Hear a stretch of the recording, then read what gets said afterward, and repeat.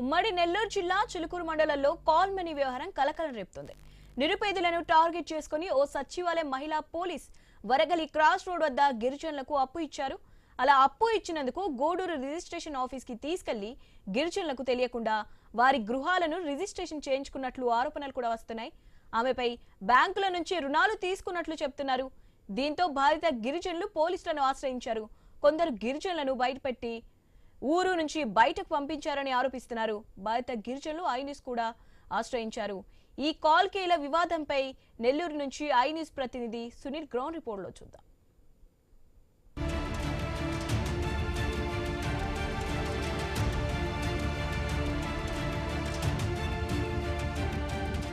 ఉమ్మడి నెల్లూరు జిల్లా గూడూరు చిల్లకూరు మండలం వరగల్ సీల్ రోడ్డు వద్ద మనం ఉన్నాం. ఇక్కడ ఎంతో కాలం నుండి కొంతమంది గిరిజనులు అయితే నివాసం ఉంటున్న పరిస్థితి మనం విజువల్స్ చక్కగా చూడొచ్చు.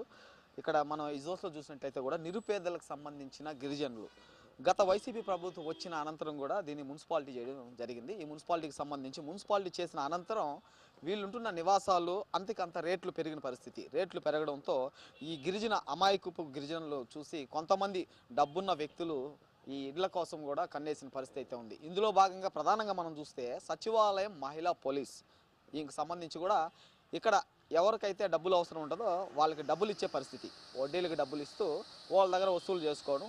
వసూలు చేయలేని పరిస్థితుల్లో వాళ్ళు ఉంటున్న నివాసాన్ని భయపెట్టి బెదిరించి కూడా అక్కడ నివసిస్తున్న గిరిజనుల్ని బయట తరిమేసి బలవంతంగా ఇళ్లను స్వాధీనం చేసుకున్న పరిస్థితి. ఇదే విధంగా గత 3-4 ఇళ్లను కూడా ఇక్కడ స్వాధీనం చేసుకున్న పరిస్థితి అయితే దాదాపుగా నెలకొందని చెప్పుకోవచ్చు. అయితే ఈ అమాయకపు గిరిజన ప్రజలకు సంబంధించి కూడా ఇబ్బందులు ఎదుర్కొన్నారు. అదేవిధంగా ఆమె భయపెట్టడంతో పాటు అదేవిధంగా మహిళా పోలీస్ సచివాలయం మహిళా పోలీస్ కావడంతో కూడా ఇక్కడ డబ్బులు ఎవరైతే తీసుకున్నారో ఆ గిరిజనులు భయపడి గ్రామాలు వదిలి బయట వెళ్ళిన పరిస్థితి అయితే నెలకొందని చెప్పుకోవచ్చు. దీనికి సంబంధించి కూడా గత 6 నెలల నుంచి ఇటు పోలీసులకి చిల్లకూరుకు సంబంధించిన పోలీస్ స్టేషన్ కానీ అదేవిధంగా డిఎస్పీ ఆఫీస్ కానీ అదేవిధంగా ఉమ్మడి నెల్లూరు జిల్లాకు సంబంధించి చిల్లకూరు మండలానికి సంబంధించి కూడా తిరుపతి జిల్లా ఎస్పీ ఆఫీస్కి కానీ ఎన్నో మార్లు అయితే తిరిగిన పరిస్థితి అయితే ఉంది. పలుమార్లు తిరిగినప్పటికీ వీళ్ళకి న్యాయం అయితే జరగలేదని ఐన్యూస్ను సంప్రదించిన పరిస్థితి నెలకొందని చెప్పుకోవచ్చు. ప్రస్తుతం మనతో పాటు ఇక్కడ ఎవరైతే గిరిజనులు మోసపోయారో ఆ గిరిజనులు మనతో ఉన్నారు. అసలు ఏం జరిగింది, వాళ్ళు ఎందుకు డబ్బులు తీసుకున్నారో, ఆమె ఎప్పుడు డబ్బులు ఇచ్చింది అన్న విషయాలు తెలుసుకునే ప్రయత్నం అయితే చేద్దాం. చెప్పండి అమ్మా, ప్రధానంగా కూడా మీకు ఒక మహిళా పోలీస్ అప్పు ఇచ్చింది, అప్పు ఇచ్చిన అనంతరం కూడా మీకు తెలియకుండా మీ ఇంటిని రిజిస్ట్రేషన్ చేసుకొని మీ ఇంటిపై లోన్ పెట్టుకుందని కూడా చెప్తున్నారు. దీనికి సంబంధించి మీరు ఆ కాడ అప్పు ఎప్పుడు తీసుకున్నారు, ఎక్కడ తీసుకున్నారు, రిజిస్ట్రేషన్ అని చెప్పి ఇప్పుడు మీరు బాండ్ పేపర్ అని చెప్పారు కదా, అది ఎప్పుడు సంతకం పెట్టారు, ఏ విధంగా జరిగింది? మా పాపకి బాగలేకపోతే నేను దిక్కులు ఆలకిస్తున్నాను. అప్పుడు నాకు డబ్బులు కావాలంటే ఆమె ఎట్టా డబ్బులు ఇస్తుంది కాబట్టి ఆమెను అడిగాను. 50,000 ఇస్తాను నేనే అడిగా 50,000 కావాలమ్మా నాకు అవసరం, మా పాపకు బాగాలంటే అట్నే ఇస్తాను, కాగితం మీద సంతకం పెట్టాలండి. పెడతా, మీకు మాకు డబ్బులు ఇచ్చేటప్పుడు సంతకం పెట్టాలి కదా అని చెప్పి అంటే నన్ను తీసుకెళ్ళింది గూడూరు తీసుకెళ్ళి సంతకం పెట్టించుకుంది కాగితం మీద. బయటకు వచ్చి డబ్బులు ఇచ్చింది, 50,000 ఇచ్చింది. సరే డబ్బులు తీసుకుని వచ్చిన వెంటనే 6 నెలల తర్వాత మాకు వెంటనే ఫోన్లు వచ్చినాయి. మాకు బిడ్డకు బాగలేకపోతే వాళ్ళ అత్తగారింటికి వెళ్ళాం. అంటే మా కోడలు అత్తగారింటికి వెళ్ళి అమ్మగారింటికి వెళ్ళి ఆడున్నాం. మా పాప బాగాలేదని ఆడే ఉంటే 6 నెలల తర్వాత నన్ను చిత్రహింస పెట్టింది. ఫోన్లు చేసి మాట్లాడటం, ఆ నోటికి వచ్చినట్టు అడగడం, అయ్యింది పోయింది. నువ్వు ఇట్టెందుకు అడుగుతున్నావు అక్క, నేను తీసుకుని నీ దగ్గర 50,000 మాత్రమే కదా, వడ్డీయే కదా నువ్వు అడిగేవు, అట్నే ఇచ్చేస్తాను, నీ వడ్డీ అసలు ఇస్తాం అని అంటే కాదు, అసలు అయిపోయింది, 9 లక్షల దాకా అయిపోయింది అన్నది. 9 లక్షలు ఏంది అని అంటే నువ్వు 9 లక్షలు తీసుకోండవు అని అంటే నేను ఏడు తీసుకున్నాను, నేను 50,000 మాత్రమే కానీ నీ కాడ తీసుకుంది అని అంటే అటుగా నీకు 9 లక్షలు నేను ఇచ్చున్నాను అన్నది. నేను ఏడు తీసుకున్నాను నేనంట. అది ఇప్పుడు పెండింగ్గా పెట్టేసి డబ్బు నువ్వు కట్టలేని పక్షంలో అయితే నీ ఇల్లు నాకు శోధనం చేయాలన్నది. నేను ఎందుకు చేస్తాను, తీసుకుంది 50,000 ఏంది, నీకు 9 లక్షలు ఏంది, అది నాకు పెండింగ్. నేనైతే ఒప్పుకోను సార్, నేను తీసుకుంది మాత్రం 50,000, ఆ దగ్గర నేను 9 లక్షలు నేను తీసుకోవాలి అంటే ఊరు నాడంతా ప్రకటన చేసేస్తుంది. వాళ్ళ సీతారామ 9,000 తీసుకొని 9 లక్షలు 50,000 అని అంటుంది, ఇదేంది అని అంటుంది. అవి నేను తీసుకునేది 50,000 మాత్రమే. నేను అందరి దగ్గర అదే చెప్తాను, నేను నా కడుపులో ఉన్న మాటే నేను చెప్తాను. మీ ఇల్లు ఎవరి పేరు మీద ఉంది ఇప్పుడు ప్రస్తుతం? నా అంటే ఆమె లోన్ పెట్టుకొని డబ్బులు తీసుకుందని అంటున్నారు. మీరు రిజిస్ట్రేషన్ కూడా మీకు తెలియకుండా చేసిందని చెప్తున్న పరిస్థితి ఉంది. అప్పుడు ఇల్లు మీ పేరు మీద ఉందా, ఆమె పేరు మీద రిజిస్ట్రేషన్ అయిందా? రిజిస్ట్రేషన్ అయింటే మీకు తెలిసి చేశారా, తెలియక చేశారా? తెలియకే చేసిన, నాకు తెలియకనే కదా నేను సంతకం పెట్టి నేను వచ్చాను. అప్పటికి కూడా నాకు చెప్పలేమే రిజిస్ట్రేషన్ ఇదేనని నాకు చెప్పలే, నాకు తెలియదు. నేను సంతకం మాత్రమే పెట్టాను, కాగితం నాకు కావాలి కదా అని సంతకం ఎక్కడ పెట్టారు? ఆ కాగితాల మీద పెట్టుకున్నది. అది ఎక్కడ? మీ ఇంటి దగ్గర పెట్టారా, చిల్లకూరులో పెట్టారా, గూడూరు సబ్ రిజిస్టర్ ఆఫీస్లో పెట్టారా? చిలుకూరు తాలూకా ఆఫీస్ దగ్గర. అంతకుముందు ఏమన్నది, బయటే కదా పెడతామని అంటే, నేను కాదు లోపలికి రా అన్నది. లోపలికి ఎందుకు అక్క, మామూలుగా ఎక్కడే కదా పెట్టేది అంటే, కాదు అక్కడికి రా, ఇది సిస్టమ్ మారిపోండి అది ఆడైతే అని చెప్పి ఆడపోయి సంతకం పెట్టించుకుని బయటకు వచ్చాము మేము. మీకు అప్పిచ్చిన ఆమె పేరేంది, ఆమె ఏం ఉద్యోగం చేస్తుంది? ఆమె మహిళా పోలీసు సోమ్య, బెల్లంకొండ సోమ్య, వాళ్ళ అమ్మ పేరు ధనలక్ష్మి. ఎక్కడ ఉద్యోగం ఎక్కడ చేస్తుంది? తొడుగుమాల సచివాలయం. ప్రధానంగా కూడా దీనికి సంబంధించిన మరికొంతమంది వ్యక్తులు మనతో ఉన్నారు. వాళ్ళని అడిగి తెలుసుకునే ప్రయత్నం అయితే చేద్దాం. ప్రధానంగా మనం చూస్తే కూడా ఈ గిరిజన కాలనీకి సంబంధించి ఎంతోమంది బాధితులు అయితే ఉన్నారు. అంటే ఈ నిరుపేదలకు సంబంధించి ఉద్యోగం లేక అదేవిధంగా నిరక్షరాస్యత కలిగిన వ్యక్తులు ఇక్కడ నివసిస్తుండేవారు. అదేవిధంగా 50,000 రూపాయలు ఇచ్చి 9 లక్షల రూపాయలని కూడా వాళ్ళని వేదనకైతే గురి చేస్తున్న పరిస్థితి అయితే ఉంది. వాళ్ళు ఇబ్బందులు పడి కూడా గ్రామాల నుంచి వెళ్ళిపోయిన పరిస్థితి అయితే ఉంది. వెళ్ళిపోయిన అనంతరం కూడా ఈ ఇంటికి సంబంధించి కూడా లోన్ పెట్టారు. లోన్ పెట్టిన అనంతరం 13 లక్షల రూపాయలు ఇంటి పేరు మీద ఆమె ఏదైతే వాళ్ళకి ఆ ఇంటి యజమానికి తెలియకుండా సంతకాలు డబ్బులు అప్పిచ్చినట్టు సంతకం పెట్టించుకున్న పరిస్థితి అయితే ఉంది. అప్పిచ్చిన సంతకం పెట్టించుకోవడంతో పాటు రిజిస్ట్రేషన్ కూడా చేసుకున్న పరిస్థితి ఉంది. ఈ రిజిస్ట్రేషన్కి సంబంధించి దాదాపుగా 13 లక్షల రూపాయలు అయితే లోన్ తీసుకున్నారని కూడా బ్యాంకు నుంచి మనకు ఆధారంతో సహా మనకు న్యూస్గా ఇచ్చిన పరిస్థితి అయితే ఉంది. దీనికి సంబంధించి మరికొంతమంది వ్యక్తులు మనతో ఉన్నారు. అసలు ఏం జరిగింది తెలుసుకునే ప్రయత్నం అయితే చేద్దాం. చెప్పండి, ఈ ఇంటికి సంబంధించి మీరు ఎంత డబ్బులు తీసుకున్నారు, ఎవరి కాడ తీసుకున్నారు, ఏ విధంగా మీ ఇల్లు ఆమె రిజిస్ట్రేషన్ చేసుకుంది, మీకు తెలిసి చేసుకున్నదా తెలియకుండా చేసుకుంది? బెల్లంకొండ ధనలక్ష్మి అయినా కాడ మేము మా పెద్ద పాప నిష్ఠ బాగాలేకపోతే 50,000 తీసుకున్నాం సార్. మేము 50,000 తీసుకొని అప్పు కానీ సరే తీసుకున్నాము. సర్లే మాకు కూడా ప్రూఫ్ కావాలని చెప్పి, ఇక్కడ కాదులే ఇది కాదులే అని చెప్పి గూడూరు తాలూకా ఆఫీస్ కాడ పోదాము, ఆడ మాకు ప్రూఫ్ కావాలి కదా అని చెప్పి తీసుకుపోయి నన్ను బయట పెట్టి మమ్మల్ని ఒకటే లోపల తీసుకుపోయింది. మమ్మల్ని లోపల తీసుకొని పోయి ఈమె ఆ మాటలు ఎట్ట చెప్పిందో ఏమో మాకు తెలీదు. ఈమె తీసుకొని పోయి సంతకాలు పెట్టుకొని వచ్చేసింది. వచ్చిన తర్వాత అక్క నేను అడిగేప్పుడు, అక్క మాకు కూడా జెరాక్స్ కావాలి కదా అక్క, జెరాక్స్ తీసుకోవాలి టీకా అంటే, నన్నేమో నమ్మలేకపోతున్నావు, నువ్వు దగ్గరే కదా ఇల్లు, మనకి పక్కిల్లే కదా, నన్నేమో నమ్మలేకపోతున్నావా అని చెప్పి నన్ను అడిగింది. అడిగిన వెంటనే తర్వాత మేము సర్లే మా ఊరే కదా అని చెప్పి మేము నమ్మినాం ఆమెని.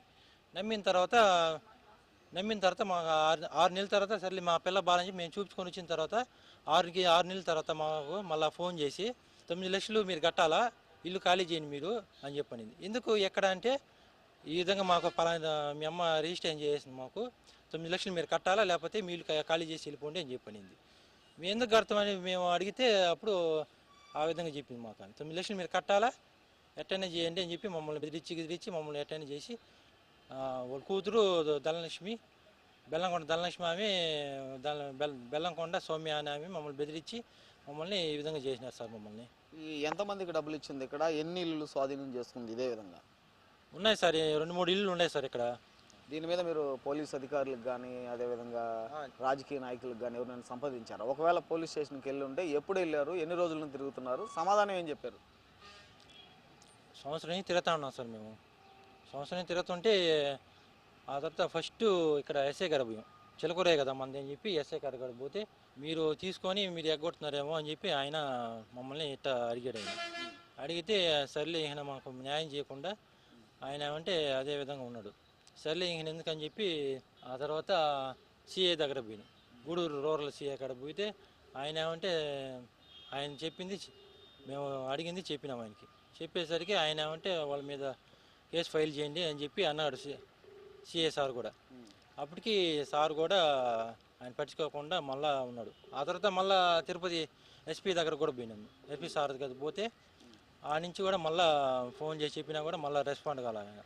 ఏ విధంగా చేయాలి సార్ మేము? మాకు ఎవరు న్యాయం చేస్తారు, న్యాయం జరిగేట్టు మాకు చూడాలి సార్. మాకు ప్రధానంగా మనం చూసినట్లయితే కూడా ఈ గిరిజన కుటుంబాలకు సంబంధించి బాధితులు అయితే మనకు క్షుణ్ణంగా చెప్పిన పరిస్థితి అయితే ఉంది. అయితే ఈ గిరిజనులకు సంబంధించి మనం చూస్తే కూడా అమాయకపు గిరిజనులు ఎవరైతే ఉన్నారో వాళ్ళకి సంబంధించి 20 నుంచి 30,000, 40,000, 50,000 రూపాయలు, అంటే 50,000 రూపాయలు వీళ్ళు అప్పు చేస్తే వీళ్ళ దృష్టిలో 50,000 రూపాయలు 50 లక్షల రూపాయలు అప్పు చేసినట్టుగా ఫీల్ అవుతుంటారు. అలాంటి వ్యక్తులకు 9 లక్షల రూపాయలు నేను అప్పిచ్చానని కూడా ఓ మహిళా పోలీసు చెప్పడం, అదేవిధంగా వాళ్ళ ఇంటి నుంచి ఖాళీ చేయమని చెప్పడం కూడా ఘోరమైన విషయమైన కూడా ఇక్కడ ఎస్టీ గిరిజనులకు సంబంధించిన కొంతమంది నాయకులు కూడా చెప్తున్న పరిస్థితి ఉంది. అయితే 1 సంవత్సరం రోజుల నుండి కూడా ఆ మీద ఇటు చిలకూరు పిఎస్లో కానీ అదేవిధంగా తిరుపతి జిల్లాకు సంబంధించి ఎస్పీ ఆఫీస్లో కూడా ఫిర్యాదు చేసిన పరిస్థితి అయితే ఉంది. అయినప్పటికీ ఇప్పటికీ న్యాయం జరగలేదని కూడా బాధితులు ఆవేదన చెందుతున్న పరిస్థితి అయితే ఉంది. అయితే ఏదైతే చిలకూరు పోలీస్ స్టేషన్లో ఫిర్యాదు చేశారో, ఫిర్యాదు చేసిన అనంతరం కూడా న్యాయం జరగలేదు. అక్కడి నుంచి కూడా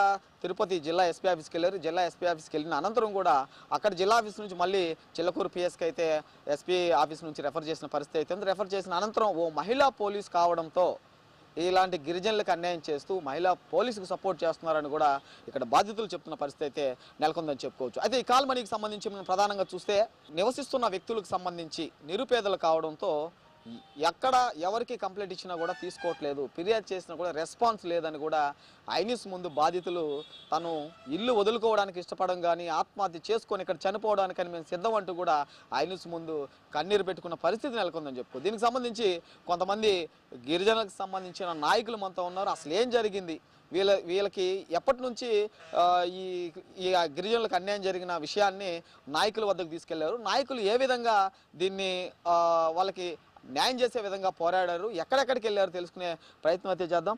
మనతో పాటు కొంతమంది గిరిజనులకు సంబంధించిన నాయకులు ఉన్నారు, వాళ్ళని అడిగి తెలుసుకునే ప్రయత్నం.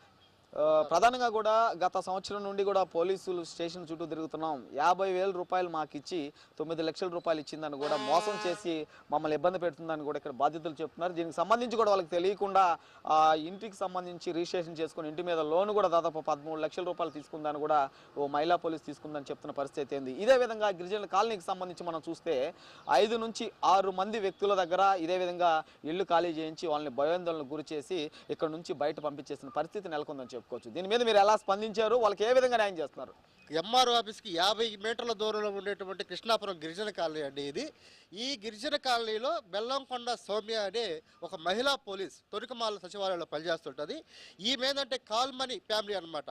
అంటే ఒక 10,000 20,000 ఈ గిరిజనులకు అప్పివ్వడం, అది వారానికి 100కి 10 రూపాయలు వడ్డీ, వారానికి 100కి 10 రూపాయలు వడ్డీ ఇవ్వడం, వాళ్ళు ఒకవేళ కట్టలేకపోతే ఇల్లు స్వాధీనం చేసుకోవడం, వాళ్ళ మీద వాళ్ళు బెదిరించడం, ఇల్లు ఖాళీ చేసి తరివేయడం.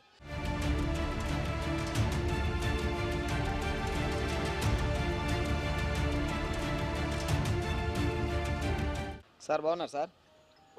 Sir Sunil sir, iNews sir, జిల్లా రిపోర్టర్ సార్. సార్ ఏం లేదు సార్, ఇక్కడ మన వరగల్ సీ రోడ్లో ఉన్నాం సార్ ప్రజెంట్. అది కొంతమంది గిరిజనుల కాడ ఒక మహిళా పోలీస్ ఏదో డబ్బులు ఇచ్చి వాళ్ళు డబ్బులు ఇవ్వకపోవడంతో ఇల్లు స్వాధీనం చేసుకొని ఇబ్బంది పెడుతుందని మన దగ్గరకు వచ్చారు సార్. దీనికి సంబంధించి కూడా మీ దగ్గర కూడా ఫిర్యాదు ఇచ్చాము, కంప్లైంట్ ఇచ్చారు, చెప్పాము సార్. తర్వాత వాళ్ళు ఆక్యుపై చేసుకున్న ఆమె దాదాపు 7 నెలల నుంచి ఉంటుంది. ఆ మహిళా పోలీస్ కూడా మానేసి ఉద్యోగం మానేసి ఎప్పుడు హైదరాబాద్ వెళ్ళిపోయింది సార్. ఉద్యోగం మానేసి సార్? ఉద్యోగం మానేసి ఆల్రెడీ హైదరాబాద్ వెళ్ళిపోయింది సార్. సార్ వెళ్ళిపోయి కూడా దాదాపు 5-6 నెలలు అవుతుంది. 5-6 నెలలు అయింది సార్. ఆల్రెడీ అమ్మాయి ఇప్పుడు ఆ స్థలంలో వాళ్ళే ఉంటున్నారు. సమస్య ఏంటంటే ఇప్పుడు అది కేసు కట్టమని వాళ్ళు అడుగుతారు. ఎందుకు అంటే కోర్టులో వాళ్ళకి ఫేవర్ కోసం, అంటే రిజిస్ట్రేషన్ క్యాన్సిల్ చేయించడానికి కేసు అవసరం అని చెప్పి లాయర్ సలహా ఇస్తాడు. సార్ చిన్న విషయం సార్, వాళ్ళు మనకేం చెప్పారంటే 50,000 రూపాయలు ఇచ్చి బాండ్ పేపర్ మీద సంతకం పెట్టాలని చెప్పి సబ్ రిజిస్టర్ ఆఫీస్ కి ఏదో జరిగిందని వాళ్ళు చెప్పారు. మేమేం చెప్పామంటే సివిల్ కోర్టులో వేసుకోండమ్మా, మీ ప్లేస్ లో మీరు ఉన్నారు కదా, మీ పని మీరు చేసుకోండి సార్. వాళ్ళు ఏమైనా అబ్జెక్షన్ పెడితే మేము కేసు కడతాము సార్. వాళ్ళు ఎప్పుడు వెళ్ళిపోయారు కాబట్టి మీరు పోయి కోర్టులో వేసుకున్నారు, ఇద్దరు సివిల్ కోర్టులో వేసుకున్నారు, సివిల్ కోర్టులో నడుస్తుంది అది సార్. మనం లైవ్ లో ఉన్నాం సార్. దీని తర్వాత కూడా తిరుపతికి వెళ్ళాము, తిరుపతి ఎస్పీ ఆఫీస్ లో కూడా ఫిర్యాదు చేసాము, అయినా కూడా మమ్మల్ని ఇబ్బంది పెడుతున్నారు. మాకు ఇచ్చింది 50,000. ఏం లేదండి సార్. అసలు అది ఏం లేదు. తర్వాత లాయర్లు కూడా నా దగ్గరికి వచ్చారు కదా, లాయర్ తో పాటు వచ్చారు సార్. ఎస్పీ గారి నోటీసులు కూడా పెట్టాము జరిగిన విషయము సార్. వీళ్ళు ఏంటంటే ఒక లాయర్ వాళ్ళకి బలం ఏంటంటే ఎఫ్ఐఆర్ కావాలి, అది ట్రూ అయినా ఫాల్స్ అయినా ఎఫ్ఐఆర్ ఎందుకు కావాలి అంటే వాళ్ళు సివిల్ కేసు నాకు గెలవాలంటే ఎఫ్ఐఆర్ కావాలి సార్. దానికోసం వాళ్ళు ఇన్సిస్ట్ చేస్తే మేమేం చెప్పామంటే ఎస్పీ గారి నోటీసులు కూడా పెట్టాము. అప్పుడు పెట్టిన తర్వాత ఇట్లా జరిగింది సార్, ఇట్లా జరిగింది అని చెప్పిన తర్వాత ఇప్పుడు ప్రెసెంట్ ఎవరి పొజిషన్ లో ఉందని వాళ్ళ పొజిషన్ ఎవరైతే అసలు పాత ఓనర్ ఉన్నారో వాళ్ళ పొజిషన్ ఉన్నా ఉంది. కోర్టులో కూడా ఓఎస్ నెంబర్ ప్రకారం నడుస్తా ఉంది. సార్ సార్ అంటే ఇప్పుడు మన ఇంటర్ఫీర్ వద్దులేండి, వాళ్ళే అంటే చేసుకుంటారు కదా సార్ అని ఇది చెప్పి చెప్పారు. సివిల్ మ్యాటర్ నుంచి చీటింగ్ వచ్చేసింది కదా సార్. అంటే వీళ్ళకి తెలియకుండా రిజిస్ట్రేషన్ సంతకాలు పెట్టించుకుంది చీటింగ్ అనే లేదు గిరిజన నాయకులు లేదు, కూడా చీటింగ్ కొంతమంది- కాదు సార్ కాదు. సార్ వాళ్ళ పర్సనల్ చీటింగ్ అంటే ఇప్పుడు ఇన్నోసెంట్ పీపుల్ అంటే అసలు వేలు ముద్రల వాళ్ళని తీసుకెళ్ళి సార్ చదువు రాని వాళ్ళని మూగోళ్ళని తీసుకెళ్ళి వేసుకుంటే చీటింగ్ అయ్యింది. సార్ వాళ్ళందరూ చదువుకున్న వాళ్ళు వాలంటీర్కి వెళ్ళారు, రిజిస్టర్ ఆఫీస్ లో రిజిస్టర్ గారు అడిగారంటే రిజిస్టర్ గారితో కూడా నేను మాట్లాడిన తర్వాత ఎంక్వైరీ చేశాం. సార్ వాళ్ళే వచ్చారండి, ఫింగర్ ప్రింట్ చేశారు. సార్ ఇప్పుడైనా మేమైనా ఏం చేస్తాం, మీరైనా ఏం చేస్తారు, కోర్టులో వేసుకుంటారు, కోర్టులో ఎట్లా డైరెక్షన్ ఇస్తారు చేద్దామన్నారు. సార్ ఈమెయితే రిజైన్ చేసింది సార్ జాబ్ మహిళా పోలీస్. మానేసింది ఇప్పుడు. Sir okay sir, thank you sir. దానికోసం మానేసి కూడా 6-7 నెలలు అవుతుంది.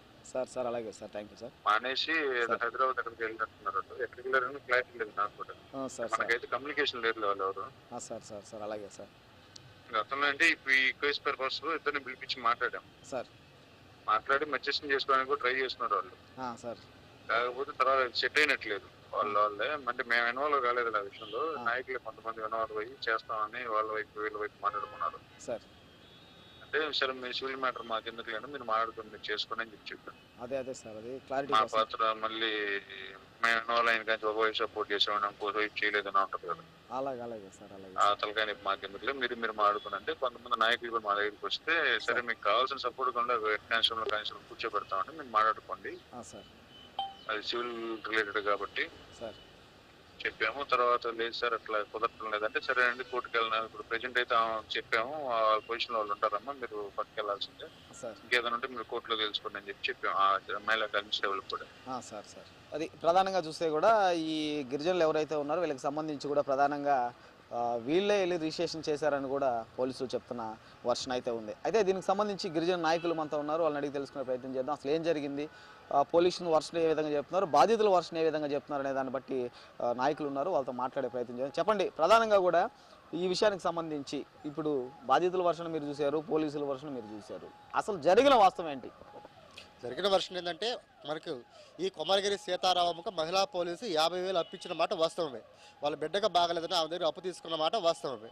అయితే సంతకాలు పెట్టమని రిజిస్టర్ ఆఫీస్ రమ్మని అనుమాన పత్రం రాసిమని తీసుకెళ్ళి అక్కడికి ఒక లైసెన్స్ లేని సర్వేయరు ఎవరైతే ఈ ఎం రవికుమార్ ఉన్నాడో ఈ ఎం రవికుమార్ కాడ ఇతనికి లైసెన్స్ 2017లో ఇచ్చారండి. 2020కి ఇతనిది అయిపోయింది. ఈ కాగితం కూడా మీకు నేను ఇస్తాను. 2020కి ఇతని లైసెన్స్ రద్దయిపోయింది. అయితే 2024లో లైసెన్స్ లేని ఒక సర్వేర్ దగ్గర లైసెన్స్ రిపోర్ట్ తీసుకొని ఈ సర్వే నెంబర్ 417 అయితే 211 అని చిల్లకూరు అరుంధతి వాడికి సంబంధించిన సర్వే నెంబర్ పుట్టించుకొని అక్కడ డాక్యుమెంట్ రైటర్ పిండి శ్రీనివాసులని డాక్యుమెంట్ రైటర్ ఉన్నాడు. ఆయన్నే సాక్షిగా, అంటే ఏరే వాళ్ళ సాక్షి కాకుండా డాక్యుమెంట్ రైటర్ని సాక్షిగా పెట్టుకుని ఈవెన్ అక్కడ తీసుకెళ్ళిన 10 నిమిషాల్లో పని అయిపోయే విధంగా ముందుగా ప్లాన్ చేసుకొని, అంటే కుట్రపూరితంగా వీళ్ళని మోసం చేయాలని ముందుగానే ఫిక్స్ అయ్యింది, చీటింగ్ చేయాలనుకున్నది. కాబట్టి అక్కడ తీసుకొని వెళ్ళి 10 నిమిషాల్లో రిజిస్టర్ అయిపోయే విధంగా ప్లాన్ చేసుకున్నది. ఈమె సంతకం పెట్టింది, 50,000 తీసుకొని ఈ డబ్బులు తీసుకొని చెన్నైకి వెళ్ళిపోయింది. బిడ్డ ఆసుపత్రిలో ఉంది, చెన్నైకి వెళ్ళిపోయింది. అక్కడి నుంచి చూపించుకొచ్చిన తర్వాత 6 నెలలు సైలెంట్గా ఉండి ఈ మహిళా పోలీసు 6 నెలల తర్వాత ఇంక కాల్ చేయడం మొదలుపెట్టింది. నువ్వు నా దగ్గర డబ్బులు తీసుకొని ఉన్నావు, ఎప్పుడు ఇస్తావని. అమ్మా నాకు 2 నెలలు టైం ఇయ్యన్నది. లేదు నీ ఇల్లు నాకు రిజిస్ట్రేషన్ అయిపోయినది, నువ్వు ముందు కాలేజీ అని ఈమెను ఇబ్బంది పెట్టడం మొదలుపెట్టింది.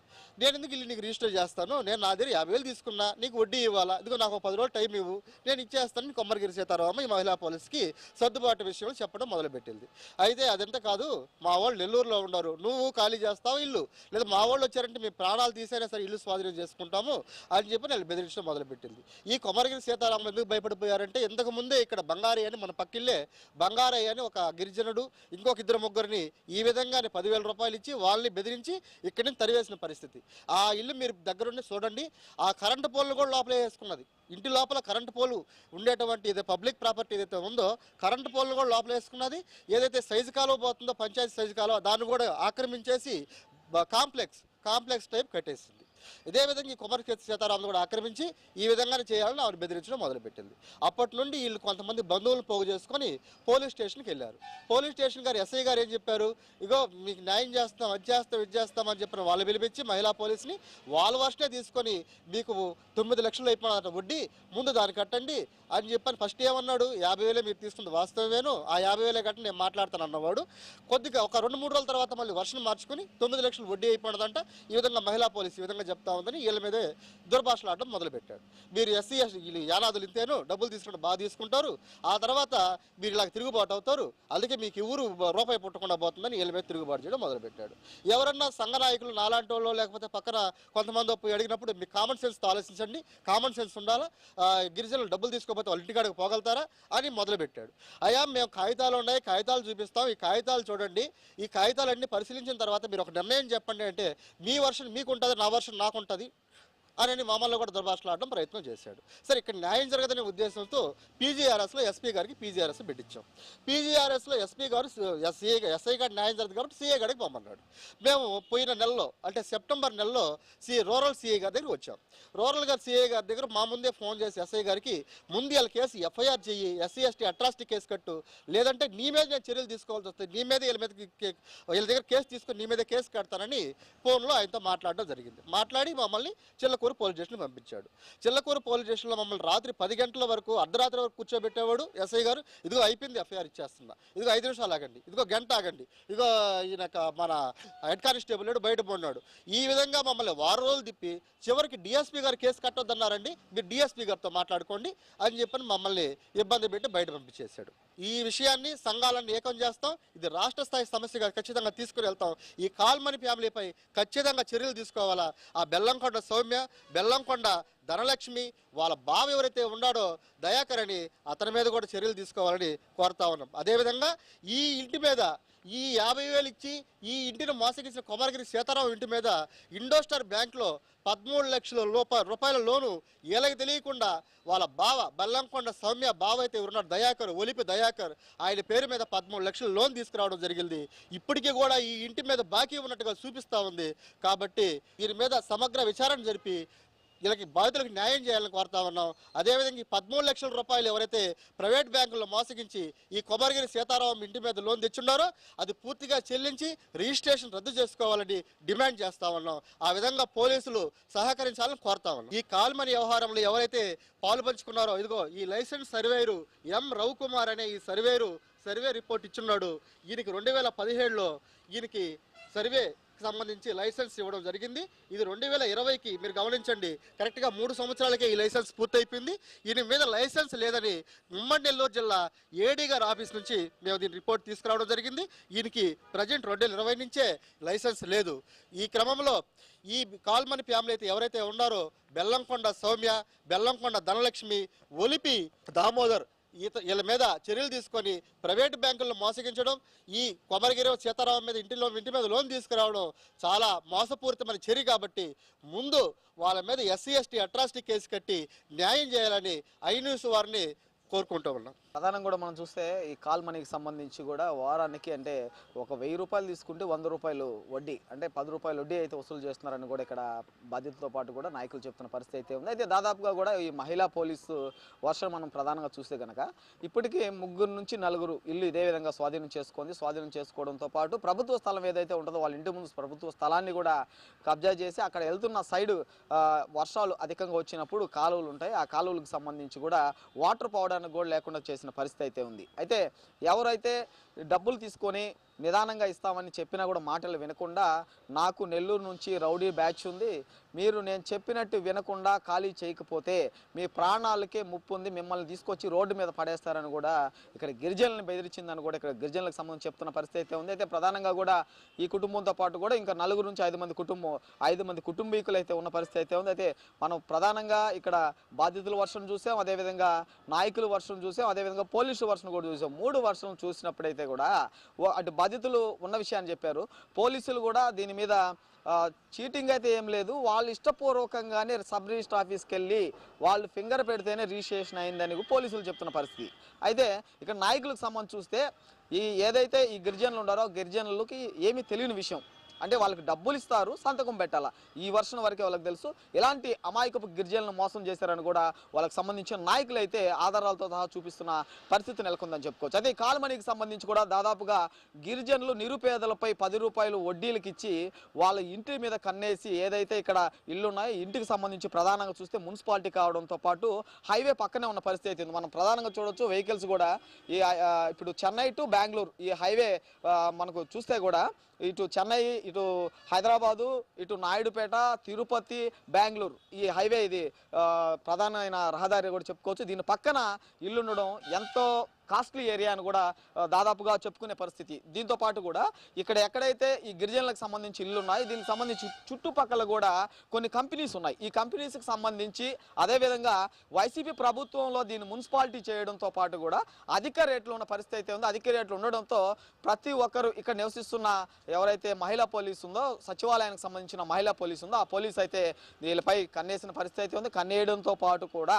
ఎవరైతే నిరుపేదలు ఉన్నారో, ఎవరికైతే అత్యవసర పరిస్థితులు ఉన్నాయో అవి అబ్జర్వ్ చేసి వాళ్ళకి డబ్బులు ఎంతో కొంత డబ్బులు ఇచ్చి ఇల్లు స్వాధీనం చేసుకున్నాలనే పక్కా ప్లాన్తోనే డబ్బులు ఇచ్చిన పరిస్థితి. ప్లాన్తో డబ్బులు ఇచ్చిన అనంతరం కూడా వీళ్ళని బాండ్ అంటే ఏదైతే ప్రామిసరీ నోట్ ఉంటుందో ప్రామిసరీ నోటు మీద సంతకాలు పెట్టాలని గూడూరు సబ్ రిజిస్టర్ ఆఫీస్కి తీసుకెళ్ళిన అనంతరం అక్కడ ఫింగర్ వేసి సంతకం పెట్టించుకొని డబ్బులు ఇచ్చిన పరిస్థితి అయితే ఉంది. దీంతో వీళ్ళకైతే తెలియని పరిస్థితి. ఇంక ఎవరైతే వీళ్ళు నివసిస్తున్నారో ఈ ఇంటికి సంబంధించి కూడా వాళ్ళు స్వాధీనం చేసుకొని వాళ్ళపై రిజిస్ట్రేషన్ చేసుకున్న పరిస్థితి నెలకొందని చెప్పుకోవచ్చు. ఇదే విధంగా 5 నుంచి 6 కుటుంబాల వరకు ఉన్నాయి. కుటుంబాల వరకు ఉన్నా కూడా ఒక మహిళా పోలీస్ కావడంతో పోలీసులు దీనిపైన చర్యలు తీసుకోవట్లేదు బాధితులు ఆరోపిస్తున్నారు, నాయకులు ఆరోపిస్తున్నారు. అయితే ఏదేమైనప్పటికీ కూడా దీనిపై ముమ్మరంగా విచారణ జరిపించి ఎవరైతే గిరిజనులు ఉన్నారో వాళ్ళకి జరిగిన అన్యాయాన్ని పబ్లిక్కి తీసుకొని వచ్చి ఖచ్చితంగా న్యాయం చేయాలని కూడా బాధితులు కోరుతున్న పరిస్థితి అయితే ఉంది. అయితే దీనిపైన క్షుణ్ణంగా పోలీస్ డిపార్ట్మెంట్ కూడా ఇంట్రెస్ట్ తీసుకోవాలని కూడా నాయకులు కోరుతున్న పరిస్థితి అయితే ఉంది. అదేవిధంగా ఇక్కడ బాధితులు కోరుతున్నారు. అంటే ఈ డబ్బుల విషయానికి సంబంధించి పోలీసుల వర్షం మనం చూసినట్లయితే కూడా సివిల్ మ్యాటర్ అని పోలీసులు అంటున్నారు. అయితే వాళ్ళకి తెలియకుండా వాళ్ళ ఇల్లు రిజిస్ట్రేషన్ చేసుకోవడం అనేది చీటింగ్ అవుతుందని కూడా నాయకులు చెప్తున్నారు. ఈ చీటింగ్ కేసుకి అదేవిధంగా సివిల్ మ్యాటర్లకి ఎలాంటి సంబంధం లేదు. వాళ్ళకి ఖచ్చితంగా న్యాయం చేయాలని కూడా ఇక్కడ బాధితులతో పాటు నాయకులు కోరుతున్న పరిస్థితి నెలకొందని చెప్పుకోవచ్చు.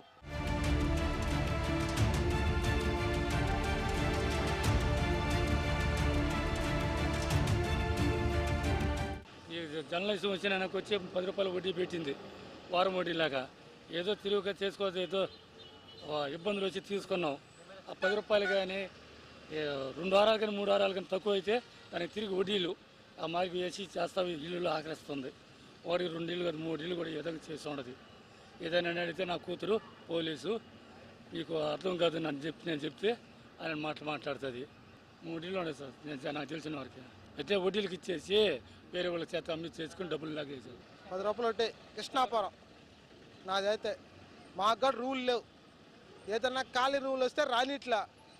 వడ్డీల కంటే 10 రూపాయలు వడ్డీ, దానికి వడ్డీ అంత పెరుగుతుంది. మేమో పట్టుపూడి పోసుకునే వాళ్ళమే, మాకు దక్కాలి కదా. 400 రూపాయలు కూలి మాది.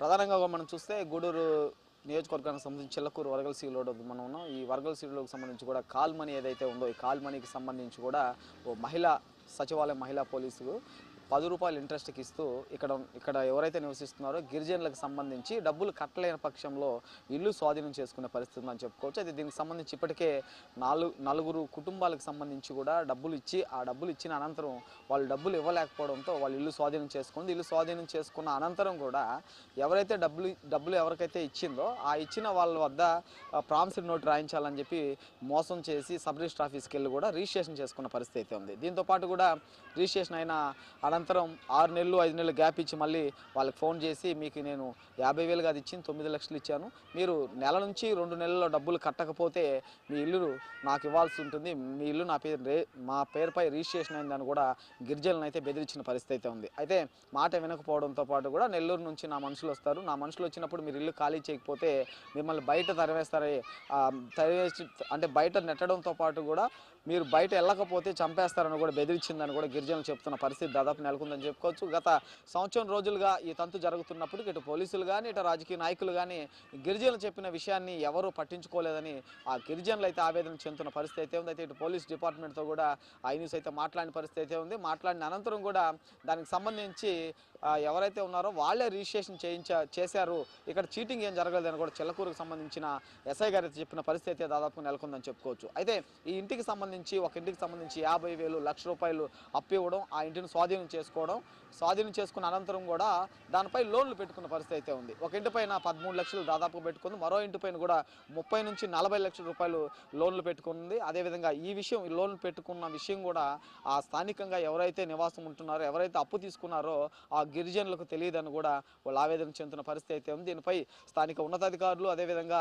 రాజకీయ నాయకులు కూడా స్పందించి మాకు న్యాయం చేయాలని కూడా ఇక్కడ కోరుతున్న పరిస్థితి అయితే ఉంది. అయితే దీనికి సంబంధించి దాదాపుగా ఇటు నాయకులు కానీ ఇటు పోలీసులు కానీ న్యాయం చేయాలని కూడా ఇక్కడ గిరిజనులు అయితే కోరుతున్న పరిస్థితి, ఐ న్యూస్ ద్వారా కోరుతున్న పరిస్థితి అయితే నెలకొందని చెప్పుకోవచ్చు. కెమెరామ్యాన్ హుస్సేన్తో రిపోర్టర్ సునీల్, ఐ న్యూస్, ఉమ్మడి నెల్లూరు జిల్లా గూడూరు నుండి.